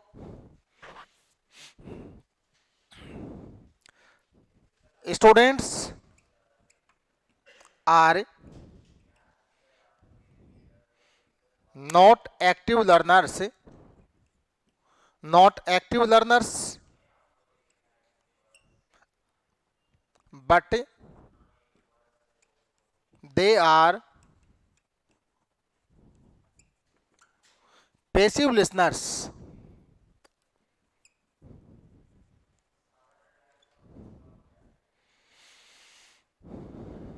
Students are not active learners, but they are passive listeners. Students classroom में क्या इनका रोल क्या होते हैं कि वे पैसिव लिसनर्स होते हैं। Students are not active learners, actively होकर के यानी लैंग्वेज आइटम्स उनको एक्टिवली स्टूडेंट्स पार्टिसिपेट नहीं करते हैं। Students don't work on language, ये ध्यान रखिए इसमें, एक तो लैंग्वेज के ऊपर काम किया जाता है, लैंग्वेज आइटम्स के ऊपर काम किया जाता है, ठीक है।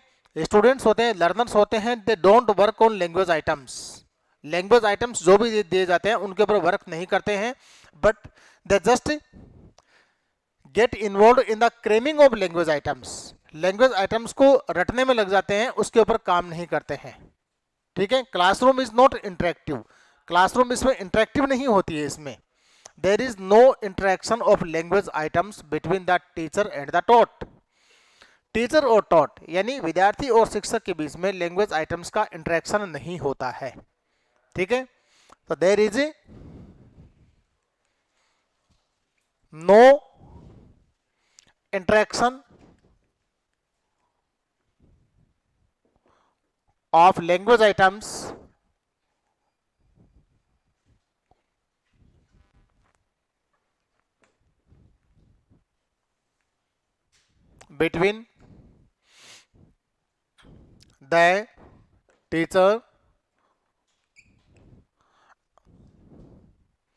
between the teacher and the taught,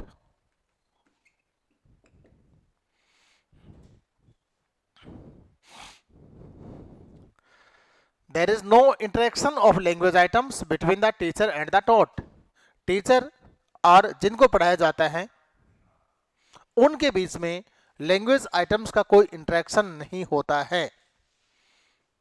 language items होते हैं उनको याद करवाया जाता है, रटवाया जाता है उनको, ठीक है। इसमें कंपोजिशन भी जो होता है ना, यहाँ पर कंपोजिशन, तो वो भी 100% गाइडेड कंपोजिशन होता है, फ्री कंपोजिशन नहीं होता है। क्या होता है इसमें? 100% गाइडेड कंपोजिशन होता है। 100% टीचर खुद काम करता है और बच्चों को याद करने को कहता है, तो उसको कहेंगे 100% गाइडेड कंपोजिशन। फ्री कंपोजिशन में टीचर क्या काम करता है? बच्चों को गाइड करता है, कुछ आउटलाइन देता है, उस पर बच्चों से बुलवाता है, ठीक है, बच्चों को मौका दिया जाता है। लेकिन इसमें ऐसा नहीं होता है, guided composition is given. Composition होता है वो गाइडेड होता है, फ्री कंपोजिशन नहीं होता है इसमें। Guided composition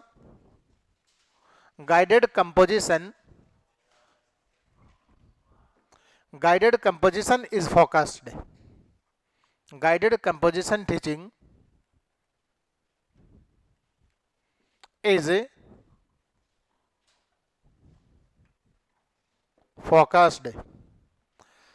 Guided composition teaching is focused. Guided composition teaching है उसको फोकस किया जाता है। Guided composition teaching is focused.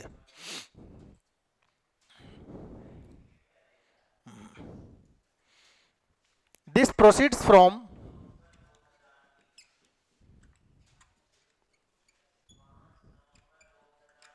This proceeds from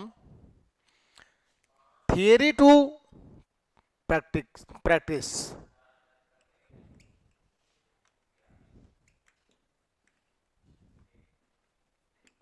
this proceeds from theory to practice. ये जो मेथड है किधर प्रोसीड होता है? From theory to practice. ये ध्यान रखिए, पहले बच्चों को थियरी बताई जाती है, ग्रामेटिकल रूल्स बच्चों को पहले सिखाए जाते हैं और थियरी टू प्रैक्टिस ये डेवलप होता है। ठीक है, आपको पहले मैंने लिखवा दिया कि थियरी टू प्रैक्टिस यानी कि rules to examples. Theory to practice, rules to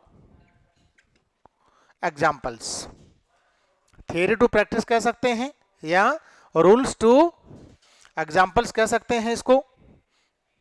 ठीक है, theory to practice, rules to examples. इसमें एक आरपीएससी में क्वेश्चन आया था, this method is a psychologically not sound. ये साइकोलॉजिकली साउंड नहीं है। क्यों नहीं है? Because it does not follow the natural order of learning.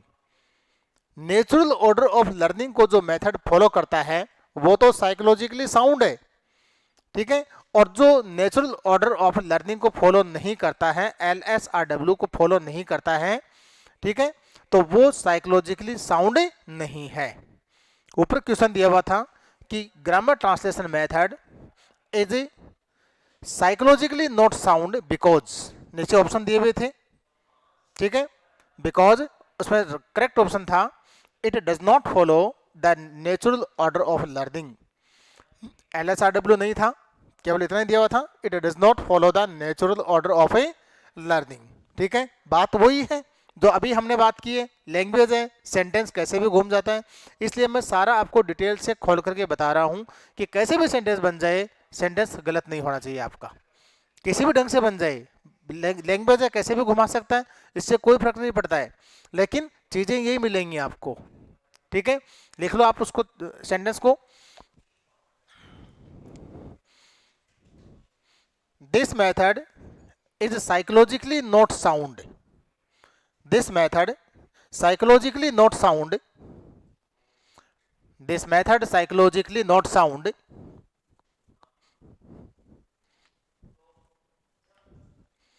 This method psychologically not sound because this method psychologically not sound because it does not follow the natural order of learning. यह psychologically not sound,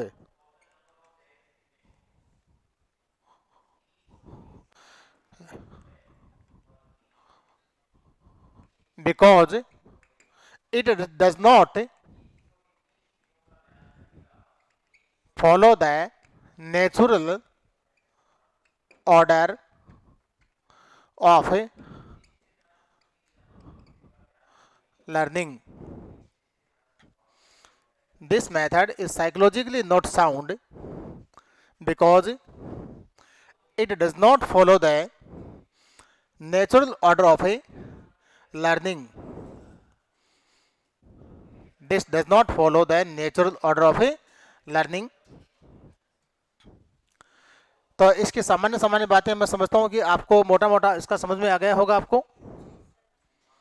अब हम बात करते हैं इस methods के merits क्या हैं, इसके डीमेरिट्स क्या हैं, इसकी बात करते हैं। ठीक है, लिखिए merits of grammar translation method.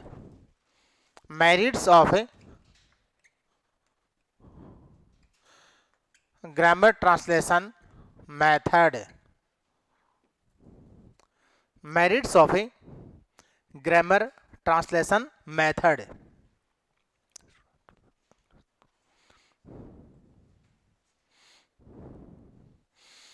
पहला, it helps the learners to learn English through through their mother tongue.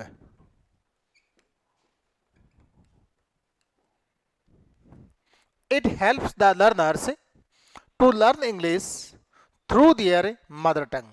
सबसे पहला फायदा इसका ये है कि ये लर्नर्स की हेल्प करता है टू लर्न इंग्लिश, इंग्लिश सीखने में, to through their mother tongue.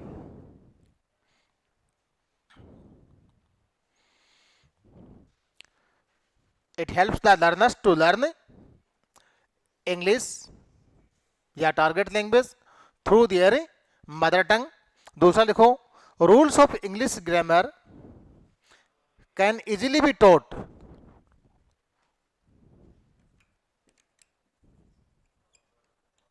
Rules of English grammar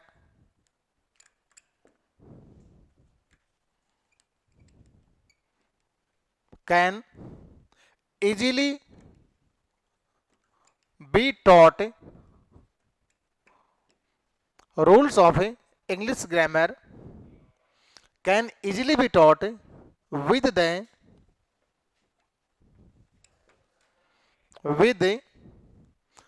rules of English grammar can easily be taught with the help of with the help of the grammar of native language।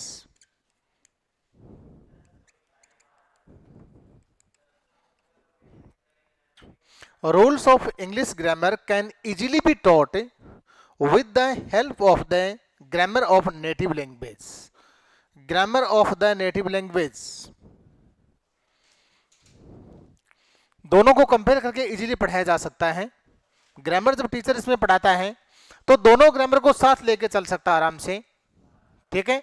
जैसे राम बाजार जाता है, इसके बाद में उसको नीचे इंग्लिश में लिखेगा राम गोज टू मार्केट। फिर बच्चों को बताएगा कि हिंदी की ग्रामर में क्रिया बाद में आती है, इंग्लिश में क्रिया आती है वो पहले आती है। तो मदर टंग की ग्रामर का यूज करके या नेटिव लैंग्वेज की ग्रामर की हेल्प से टारगेट लैंग्वेज की ग्रामर पढ़ा रहा है, टारगेट लैंग्वेज की इंग्लिश की ग्रामर पढ़ा रहा है, तो उसमें हेल्प किसकी ले रहा है? नेटिव लैंग्वेज की ग्रामर की हेल्प ले रहा है। समझ गए ना? जा रहा है, जाना, गो, ये कहेगा कि फर्स्ट फॉर्म जहां भी है उसका आप मदर टंग में ना शब्द आता है लास्ट में, खाना ईट, पीना ड्रिंक, सोना स्लीप, ठीक है। तो कहने का मतलब जब भी टारगेट लैंग्वेज की ग्रामर को पढ़ाता है, ठीक है, तो रूल्स ऑफ इंग्लिश ग्रामर या rules of the target language grammar can easily be taught with the help of the, किसकी मदद से? Grammar of the native language. Native language की ग्रामर की मदद से टारगेट लैंग्वेज की ग्रामर को पढ़ाना टीचर के लिए, अब टीचर के लिए क्या होता है? इजीली हो जाता है, ठीक है। नेक्स्ट लिखो, इसमें अगला इसका बेनिफिट देखिए ये कि इसमें ये कोई ज़्यादा कॉस्टली भी नहीं है, बहुत सस्ता मेथड है। टीचर को कोई ज़्यादा लेबर करने की ज़रूरत नहीं है, इसमें ज़्यादा एनर्जी वेस्ट करने की ज़रूरत नहीं है, कोई सिचुएशन क्रिएट करने की ज़रूरत नहीं है, सीधा सीधा है। सामान्य सा टीचर क्लास में आता है, ठीक है, टेक्स्ट बुक बच्चों से बोलता है खुद और अनुवाद कर देता है, बात खत्म।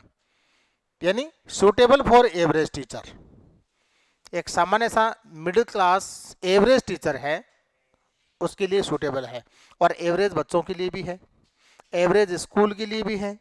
रूरल साइड में गाँवों के अंदर स्कूलें हैं, एवरेज स्कूलें जहाँ फाइनेंस ज़्यादा नहीं होता जिन स्कूलों में, वहाँ के लिए उपयुक्त हैं, क्योंकि ज़्यादा आप अच्छे तरीके से पढ़ाएंगे तो वहाँ ऑडियो विजुअल मॉडल्स चार्ट्स ये सब चीज़ें चाहिए उसमें, ठीक है, फाइनेंशियल सपोर्ट पूरा चाहिए उसमें। तो ये क्या है? एवरेज है, समझ गए? सूटेबल, क्योंकि इसमें क्या है कि English can be taught without using any extra audio visual material. English can easily be taught only by the help of the text books. तो सबसे बेस्ट मेथड है, सबसे ज्यादा पॉपुलर मेथड यही है, समझ गए? The textbook, the text book is sufficient, textbook is sufficient, textbook is sufficient in the classroom, textbook is sufficient in the classroom, textbook is sufficient in the classroom because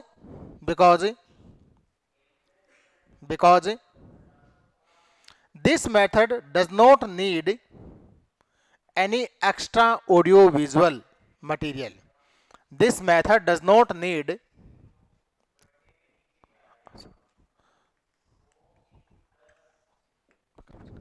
this method does not need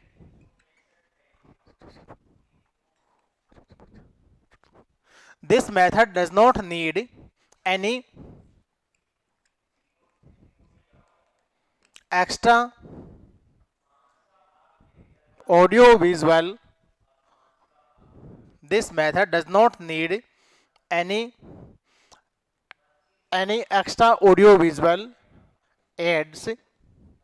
इसमें कोई ज़्यादा add नहीं चाहिए, इसमें audio visual ज़्यादा इसमें संसाधन की जरूरत नहीं है इसमें, इसलिए ये ज़्यादा कॉस्टली भी नहीं है.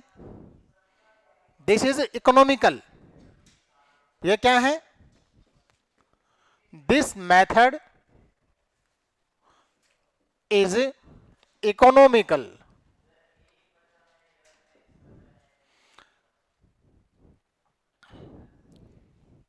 This method is economical. Economical यानी does not need much financial support. ज्यादा फाइनेंशियल सपोर्ट की इसमें जरूरत नहीं है. It does not need much financial support. ठीक है. और ये suitable for this is suitable for average. This is suitable for average. This is suitable for average teacher.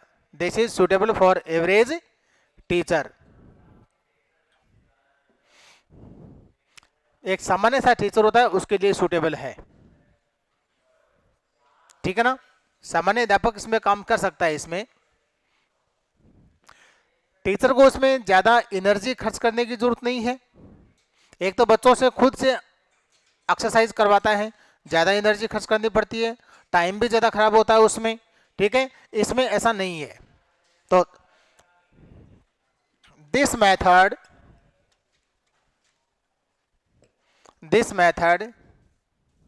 Saves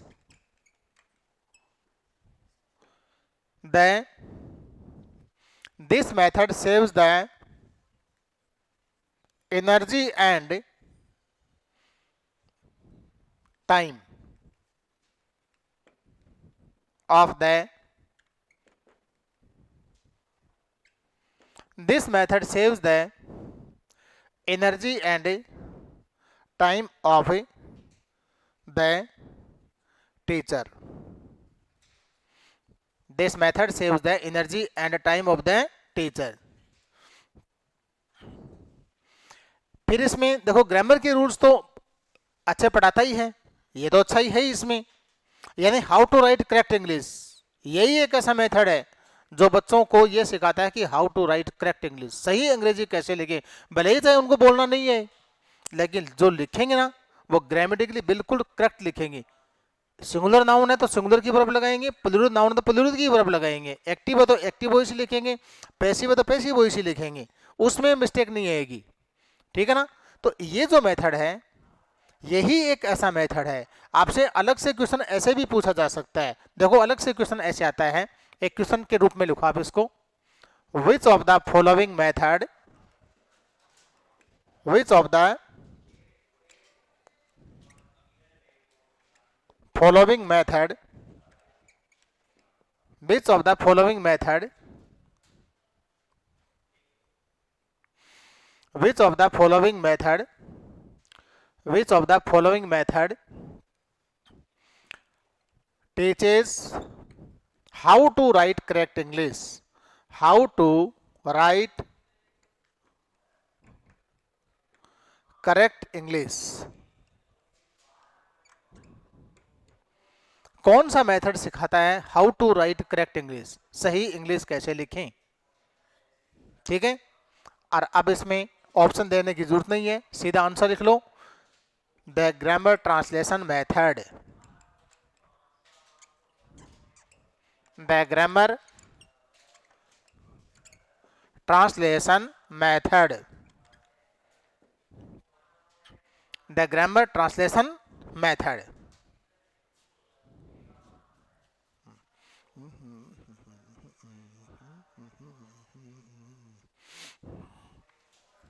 फिर इसमें जो meanings of words and sentences हैं are made clear to the learners by explaining them in the mother tongue. शब्दों को, वाक्यों का meaning बच्चों को क्लियर कर दिया जाता है उनको मदर टंग में ट्रांसलेट करके, तो बच्चों को उसमें दुविधा नहीं होती है।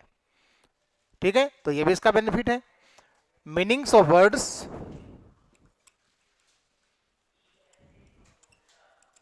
Meanings of words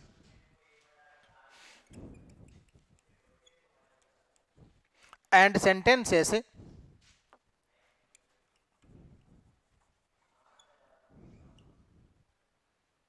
meanings of words and sentences are made clear, are made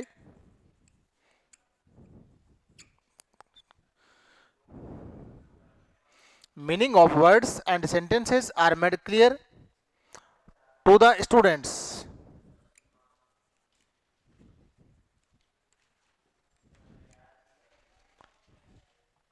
by explaining them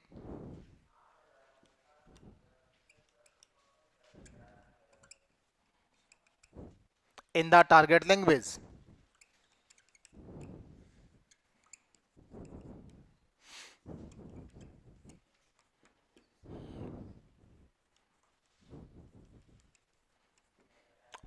meaning of words and sentences, ध्यान रखिएगा, meaning of words and sentences, शब्दों का और वाक्यों का मीनिंग बच्चों के सामने क्लियर कर दिया जाता है bye explaining them in the target language.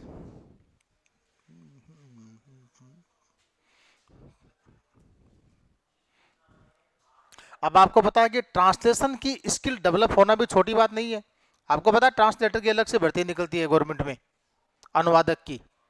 यही एक मेथड है जो आर्ट ऑफ ट्रांसलेशन को डेवलप करता है। ठीक है ना, यही एक ऐसा मेथड है सभी मेथड में that promotes the art of translation in students. बच्चों में ट्रांसलेशन का जो कौशल विकसित करता है यही मेथड है, तो ये भी मेरिट तो है ही इसका। ठीक है, आपको पता होना चाहिए कि बड़े बड़े जितने भी वीआईपीज होते हैं सबके साथ में ट्रांसलेटर होता है। ठीक है, विदेश जाते हैं ट्रांसलेटर लेके जाते हैं। ठीक है, हिंदी को जर्मन में या फ्रेंच में, फ्रेंच को हिंदी में, समझ गए। तो this method develops the art of translation, this method develops the art of translation, this method develops the art of translation,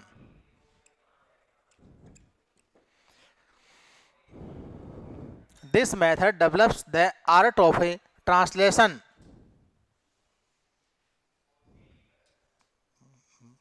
देखो यही जो लाइन मैंने लिखी है ये आपसे एग्जाम में आ जाए कि grammar translation method develops the art of translation. Grammar translation method है, it develops the art of translation. फिर आगे लिखा मिलेगा आपको दिस इज, ये है, नीचे ऑप्शन मिलेगा मेरिट, डीमेरिट, ये मेरिट है या डीमेरिट है। तीसरा ऑप्शन मिलेगा नाइदर मेरिट नॉर डीमेरिट, न तो ये मेरिट है और ना ही ये डीमेरिट है। चौथा ऑप्शन मिलेगा बोथ मेरिट एंड डीमेरिट, दोनों ही है। ठीक है, तो ये ध्यान रखिएगा कि आपको मेरिट या डीमेरिट लिख करके दिया जा सकता है। ठीक है, और उसके बाद में नीचे पूछ सकता है कि जो लिखा हुआ है ऊपर वो मेरिट है इस मेथड का या डीमेरिट है, वो उसका गुण है या उसका नुकसान है, हानि है, क्या है वो। तो this method develops the art of translation in the students ये बच्चों में आर्ट ऑफ ट्रांसलेशन को डेवलप करता है, तो ये इसका मेरिट है। ठीक है, क्योंकि translation is also an art, translation भी एक कला है, समझ गए ना। तो इसी मेथड से ये आर्ट ऑफ ट्रांसलेशन है, ये इसी मेथड से डेवलप होता है। ठीक है, फिर इसमें रीडिंग को ज़्यादा महत्व दिया जाता है, पता है आपको, रीडिंग और राइटिंग को। तो रीडिंग कॉम्प्रिहेंशन की जो स्किल डेवलप होती है ना बच्चों में, ठीक है, रीडिंग द कॉम्प्रिहेंशन, जैसे बच्चों को हम आंसर पैसेज देते हैं पेपर में कि आप इसको पढ़ के आंसर दीजिए, तो जिन बच्चों को इस मेथड से पढ़ाया गया है वो बच्चे उसका बहुत अच्छा आंसर लिखेंगे, क्योंकि रीडिंग स्किल डेवलप होती है इससे, और रीडिंग स्किल से रीडिंग कॉम्प्रिहेंशन डेवलप होता है। ठीक है, लिखो this method this method this method this method promotes the skill of reading and comprehension.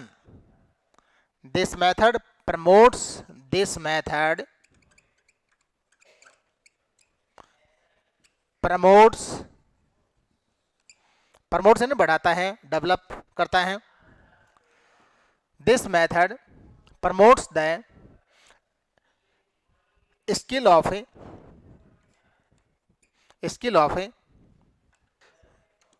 comprehension word, ये देख लेना आप, कॉम्प्रीहेंशन। कॉम्प्रीहेंशन क्या होता है? गद्यांश होता है। क्या होता है कॉम्प्रीहेंशन? गद्यांश। और गद्यांश को यानी कॉम्प्रीहेंशन को पढ़ करके उसके सही सटीक आंसर लिखना, ठीक है, सही उसके मीनिंग्स लिखना, उसमें कोई ऑपोजिट वर्ड पूछा जाता है, कोई एंटोनिम्स को सिनोनिम्स पूछा जाता है उसका, या कोई इडियम पूछा जाता है, कोई फ्रेजेस पूछा जाता है, ठीक है, उसमें क्वेश्चंस पूछे जाते हैं, उनका सही जवाब कौन देता है? जिनको इस मेथड से पढ़ाया जाता है। तो this method promotes the skill of reading and translation. Writing skill भी डेवलप होती है इसमें, ठीक है ना, इसमें राइटिंग स्किल भी डेवलप होती है, लेकिन रीडिंग स्किल है उससे कॉम्प्रिहेंशन डेवलप होता है, राइटिंग से नहीं होता है, ठीक है ना। एक ये भी ध्यान रखिए कि ये जो राइटिंग स्किल है, रीडिंग स्किल है, उनको ग्राफिक स्किल्स भी कहते हैं। क्वेश्चन भी आया हुआ है ग्राफिक स्किल्स, एक ही बात है। हम कोई भी चीज, मैंने यहाँ बच्चे को आपने ए लिखवाया ऐसे, तो ये ग्राफिक है, चित्र तो है बच्चे के लिए, ठीक है ना। तो ग्राफिक स्किल्स जब नाम आ जाता है तो यही मेथड करना है, समझ गए। लिखो इसको, लिख लीजिए आप इसको। This method promotes graphic skills. ये मैं आपको इसलिए लिखवा रहा हूं कि ग्राफिक नाम आ गया तो कभी आप घबरा मत जाना कि ये क्या, कौन सी स्किल आ गई। Graphic skills, this method promotes the graphic skills. Graphic skills, this method promotes the graphic skills.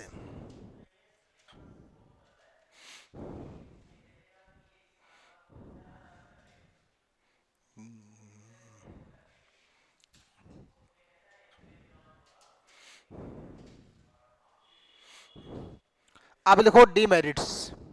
Demerits, इस मेथड के डीमेरिट क्या है?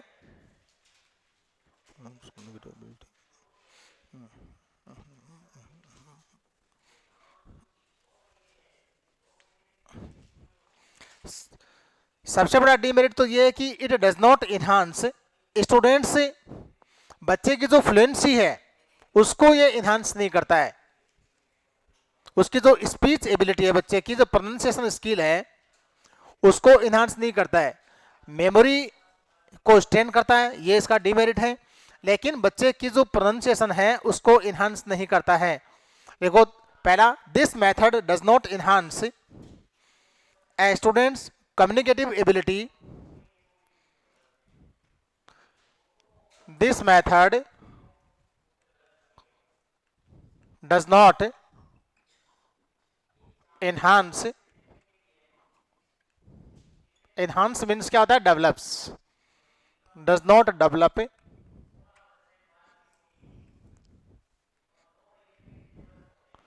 Students communicative ability.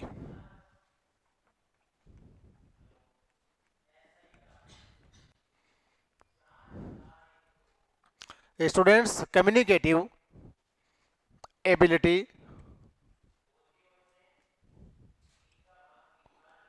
in the target language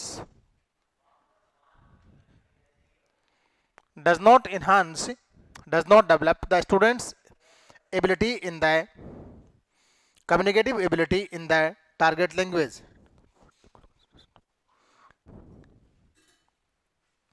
target language में बच्चे की जो कम्युनिकेटिव एबिलिटी है उसको डेवलप नहीं करता है। सबसे बड़ा डीमेरिट इसका यही है। यही चीज से ऐसे आ जाए कि it does not develop the oral skills, एक ही बात है। It does not develop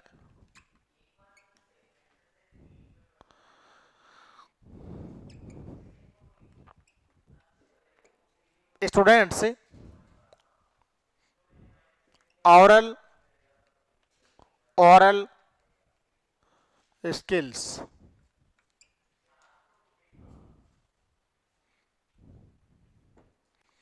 oral skill को डेवलप नहीं करता है।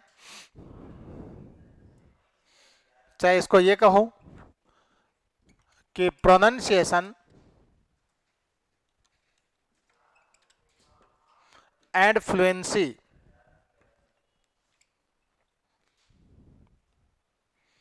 pronunciation and fluency are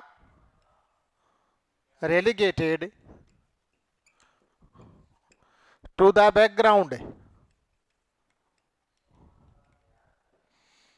pronunciation है, फ्लुएंसी है, उनको तो बैकग्राउंड में छोड़ दिया जाता है, उनको स्ट्रेस नहीं किया जाता है।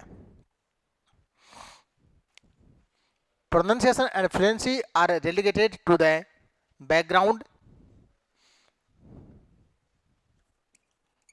Only reading and writing skills are focused। Only reading and writing skills are focused। Only reading and writing skills are focused. केवल रीडिंग और राइटिंग स्किल्स को ही फोकस किया जाता है।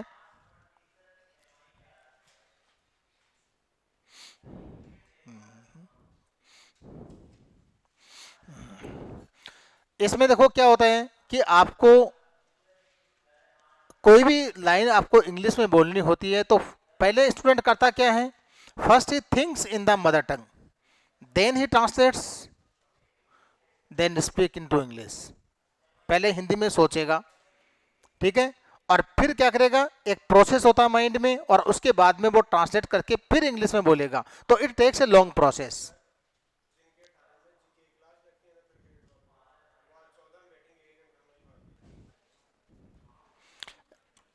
Students first think in a Students first think in a mother tongue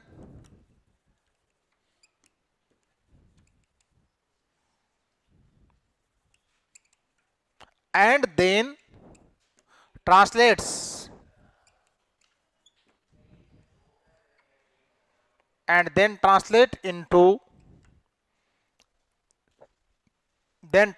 into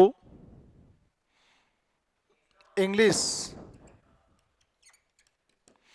पहले बच्चे क्या करते हैं इसमें, स्टूडेंट पहले थिंक इन मदर टंग, पहले मदर टंग में सोचेगा and then translate into English, और उसके बाद में इंग्लिश में ट्रांसलेट करेगा उसको। ये प्रोसीजर होता है इसमें।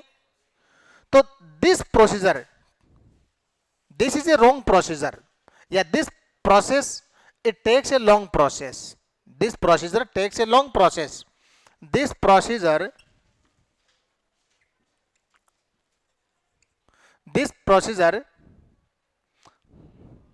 is a long process। ये जो प्रोसीजर है ये एक लॉन्ग प्रोसेस है। This procedure is a long process, ये एक लॉन्ग प्रोसेस है। This procedure is a long process of learning A foreign language, long process of learning A foreign language.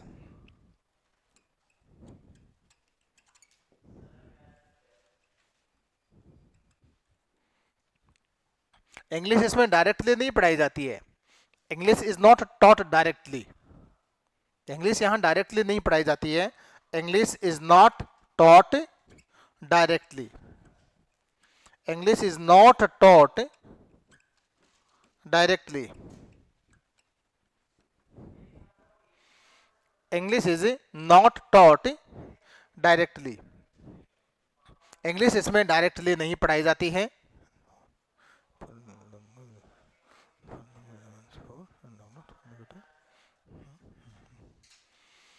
It neglects communicative competence, communicative ability को है, competence को हो, एक ही बात है। It neglects communicative competence,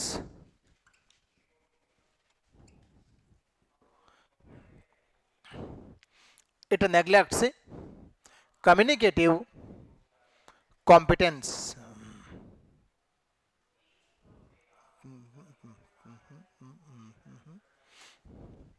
RPSC में आया हुआ लाइन आई हुई है, it pays little attention,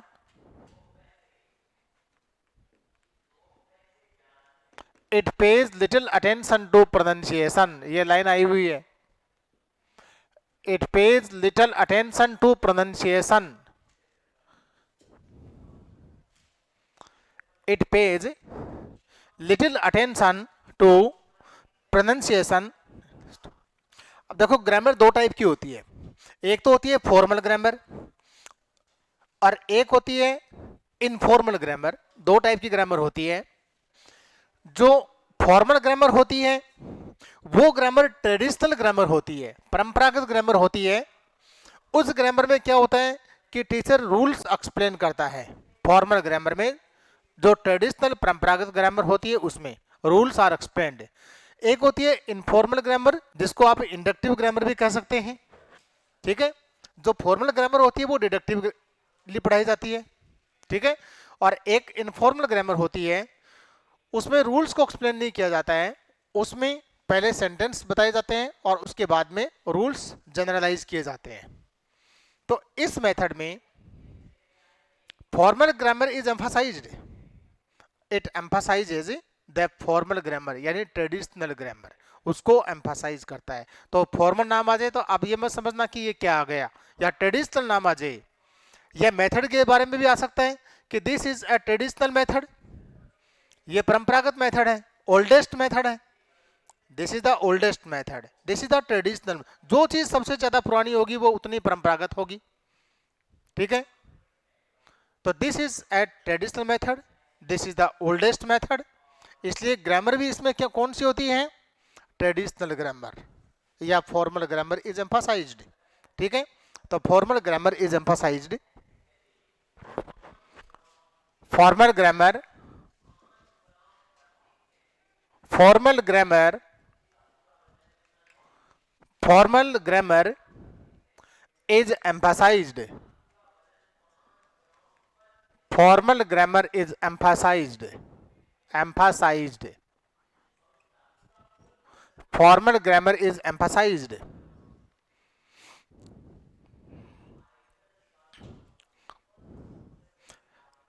it focuses only on the traditional grammar, only on the traditional grammar, only on the traditional grammar, it focuses only on the traditional grammar, यानी inductive grammar ठीक है, inductive grammar is neglected, ये कहें इसमें। Teaching grammar inductively, teaching grammar inductively, teaching grammar inductively is neglected, teaching grammar inductively is neglected, teaching grammar inductively is neglected, teaching grammar inductively is neglected।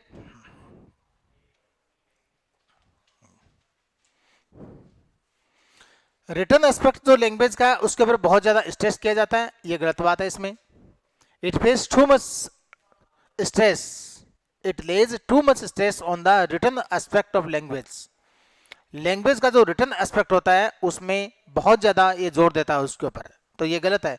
चारों skills को, ठीक है, बराबर समान इसमें वो नहीं मिलता है, इंपॉर्टेंस नहीं मिलता है। Equal importance is not given to all the 4 language skills, equal importance is not given, it does not pay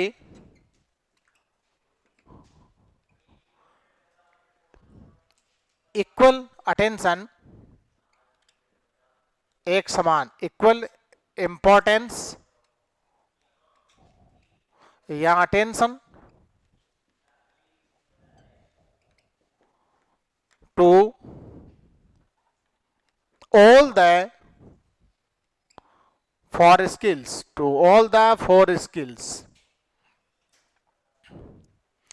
It does not pay equal importance या equal attention to all the 4 language skills.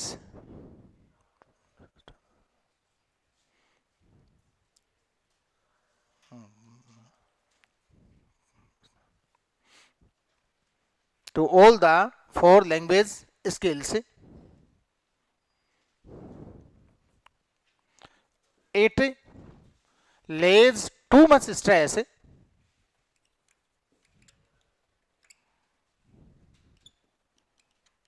बहुत ज्यादा stress दिया जाता है इसमें। It lays too much stress on, it lays too much stress on the written aspect of language, on the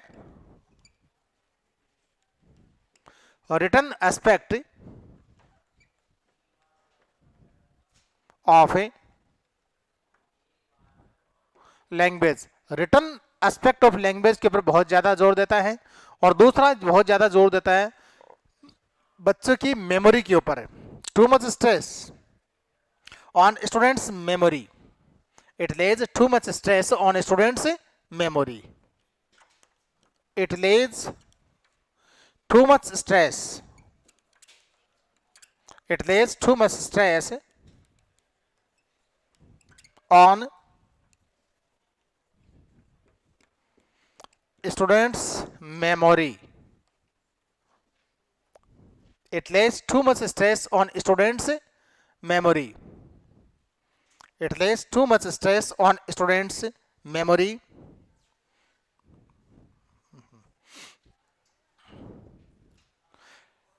इसमें क्या होता है कि टीचर डोमिनेट करता है तो क्लासरूम में बच्चे बहुत बोरिंग फील करते हैं, क्लासरूम मोनोटोनियस हो जाती है, ठीक है।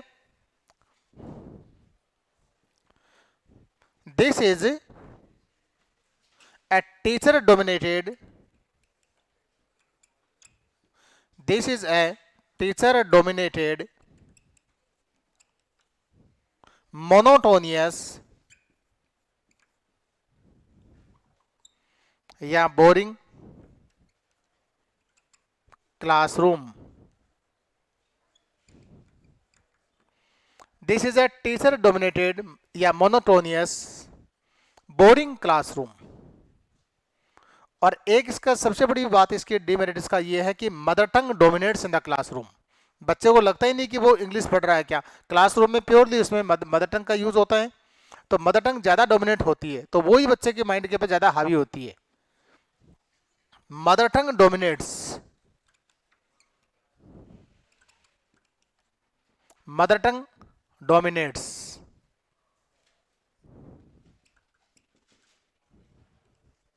Mother tongue dominates in the classroom.